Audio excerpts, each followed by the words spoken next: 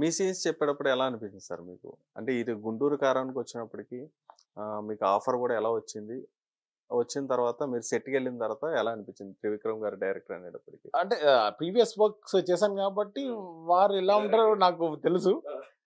కానీ గుంటూరు కారం నుంచి కాల్ రావడం నాకు ఆనందకరం. ఎందుకంటే మహేష్ బాబు గారితో కాబట్టి. త్రివిక్రమ్ గారితో ఎలాగో వర్క్ చేస్తాం సంతోషం. మహేష్ బాబు గారితో చేయడం నీకు ఆనందం. సెట్‌లోకి వెళ్ళిన తర్వాత మీ సీన్స్ అవి చేసిన తర్వాత మహేష్ బాబు గారు ఏమన్నారు? అంటే వారితో మాట్లాడేంత చనువు అయితే మన దగ్గర లేదు.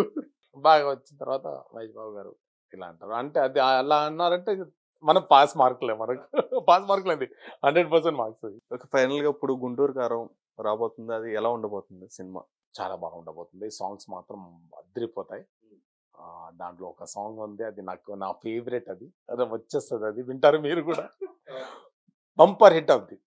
బంపర్ హిట్ అవుద్ది సాంగ్. మాసివ్ హిట్ అవుద్ది సాంగ్. అదే సాంగ్ కంటిన్యూస్‌గా సంక్రాంతి తర్వాత కూడా అదే సాంగ్ కంటిన్యూస్‌గా ప్లే అవుద్ది.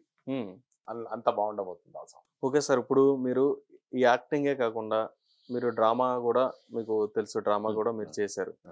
ఈ రెండిట్ల మధ్యన డిఫరెన్స్ ఏంటి సార్? అంటే మీకు ఎట్లా అనిపించింది డిఫరెన్స్? గుడ్ క్వశ్చన్ అబ్బా. డ్రామా స్టేజ్ పర్ఫార్మెన్స్ ఏదైతే ఉందో అది లైవ్ పర్ఫార్మెన్స్. మనం ఇక్కడ చేస్తుంటాం, ఆపోజిట్లో శ్రోతలు ఉంటారు, చూస్తుంటారు. అది లైవ్లో వెళ్ళిపోద్ది.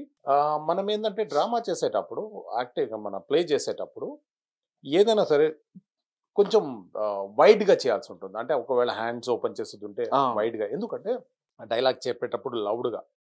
ఇప్పుడు అంటే మైక్స్ వచ్చాయి, స్పీకర్స్ ఉన్నాయి, లాస్ట్ వరకు వినిపిస్తాయి. కొంచెం బ్యాక్ వెళ్తే ఒక 20 years బ్యాక్ వెళ్తే ఇంత మైక్స్ అవి లేవు. వాళ్ళు లౌడ్గా చెప్పేవాళ్ళు. ఎందుకంటే ఫ్రంట్ ఉన్న ఆడియన్ ఎంతైతే ఫీల్ అవుతున్నాడో అవి లాస్ట్ ఉన్న వాళ్ళకు కూడా అదే రావాలి. సో దీంట్లో లౌడ్ యాక్టింగ్ ఎక్కువ ఉంటుంది. లౌడ్గా చెప్పడం, లౌడ్ యాక్టింగ్, ఆ జెస్చర్ చూపించడం. సినిమాకి వచ్చేసరికి అది ఉండదు. ఎందుకంటే ఆడియన్ ఎక్కడ ఉన్నా ఆ స్క్రీన్ మీదనే మొత్తం చేంజ్ అవుతుంది. క్లోజ్అప్ రాగానే ఫేస్ దగ్గర రావడం, వైడ్కి వెళ్ళిపోగానే వైడ్కి వెళ్ళిపోవడం, ఆ సౌండ్స్ అన్ని కూడా బ్యాలెన్స్డ్గా వస్తాయి. ఎంతైనా థియేటర్కి కష్టం ఎక్కువ పడాలబ్బా, ఎక్కువ కష్టపడాల్సి వస్తుంది. ఫిజికల్ ప్రాక్టీస్ చాలా ఎక్కువ ఉంటుంది. ఎందుకంటే 30-35 days నుంచి ముందు నుంచే ప్రాక్టీస్ చేస్తూ వన్ ఫైన్ డే ప్లేకి వెళ్తాము. సినిమా అలా కాదు.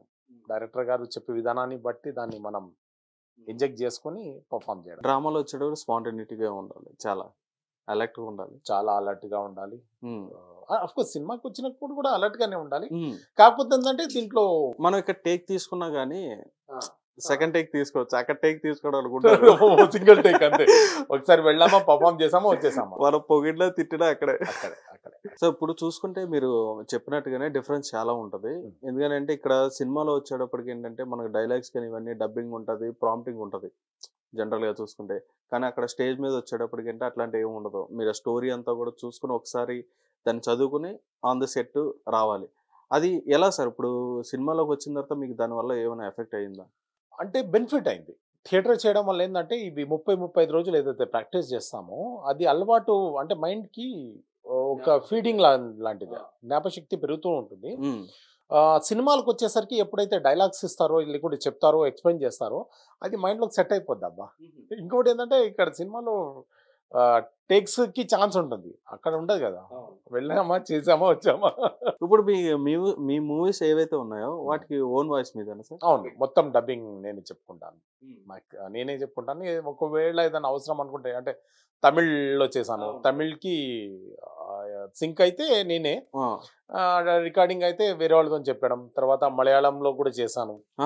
మలయాళం సీరియల్ చేశాను, విలన్గా చేశాను, ఇటుకర పక్కి అనేసి. అక్కడ ఫేమస్ జరిగిన ఇన్సిడెంట్ మీద తీసిన సీరియల్. ఓకే. అది చేశాను. దానికి డబ్బింగ్ వేరే వాళ్ళు. తెలుగుకి వచ్చేసరికి నేనే చెప్పుకుంటాను. తెలుగు అండ్ హిందీ అయితే నేనే చెప్పుకుంటాను. ఓవరాల్గా మీరు చేసిన సినిమాలు అన్నిట్లో కానీ, లేదంటే మీరు యాక్ట్ చేసిన సీరియల్సే కానీ, డ్రామాలే కానీ, అన్నిట్లో ఓవరాల్గా తీసుకుని ఒక బెస్ట్ డైలాగ్ చెప్పాలంటే ఏం చెప్తారు? సీరియల్ అంటే తెలుగులో చేయలేదు, మలయాళం సీరియల్ ఒక్కటే చేశాను, మలయాళంలోనే. అంటే ఓవరాల్గా చెప్పండి సార్. ఓవరాల్గా ఒక బెస్ట్ డైలాగ్, ఇది నాకు చాలా ఇష్టమైన డైలాగ్ అని చెప్పన్నట్టుగా ఒకటి. ఫలక్నుమా దాస్లో ఒకటి ఉంటుంది, ఫ్రెండ్స్ గొడవలు పడతారు, పోలీస్ స్టేషన్కి వెళ్తే అక్కడ ఒక డైలాగ్ ఉంటుంది, వద్దురా నాయనా, మీరొద్దు, మీ కథలొద్దు, మీతో దోస్తానైతే అస్సలే వద్దు, ఛీ ఏం భాషలు ఉన్నారా భయ్ చల్ అనేసి రియల్ గా ఫ్రెండ్స్ మధ్యలో జరిగే థింగ్స్ కాదు ఇవి. అదే అవును ఇది నాకు బాగా అనిపిస్తుంది. ఇంకోటి ఇది చాలా బాగా రీల్ వైరల్ కూడా అయింది. మీమ్స్ పడతా ఉంటాయి. మీమ్స్ పడుతూనే ఉంటాయి. రీసెంట్ గా రాణా గారితో చేసిన ఆ, ట్రైన్ టికెట్ యాడ్ ఉంది కదా, అవును అది కూడా బాగా హీరో అనేసి అవును. ఇలాగ ఉంటుంది. Super sir, super. జర్నీ అయితే చాలా బాగుంది సార్ మీది. ఉం. ఇలానే ఇంకా మంచి మంచి ఆఫర్స్ కూడా రావాలని చెప్పని కూడా మేము కోరుకుంటున్నాం సార్. ఇంకా మంచి మంచి క్యారెక్టర్స్ కూడా పడాలి, ఇంకా మీరు ప్రజలకైతే ఆడియన్స్కి దగ్గరగా ఉండాలని చెప్పని కూడా మేము కోరుకుంటున్నాం. Thank you sir, thank you so much. Hit TV presents like, share, comment. TV వాళ్ళకు కూడా నేను ఒక సర్ప్రైజ్ ఇద్దాం అనుకుంటున్నాను. మీరు మాత్రమే జెస్సీ ఎందుకు అయ్యారు? ఇలాంటి అమ్మాయిలకి పిలవడానికి బాగుంటుంది. చందు సాయికి like you and have a జనాలకి ఒక పేరు నచ్చిందంటే దీనికి ఒక ప్రాసెస్ ఉంటుంది. ఎందుకు ప్రాసెస్ డైరెక్ట్కి వెళ్ళిపోదాం. ఏదైనా ఒకటి మర్చిపోయినావా నువ్వు? ఏం మర్చిపోయావు? ఏదో ఆ టైంకి మన సుడి బాగుంటే ఎవరన్నా చూపిస్తే రాయగలం కానీ డోర్ టు డోర్ సేల్స్ చేసేవాళ్ళు. శారీ వస్తుంది, శారీలో వెనకాల కట్టుకుని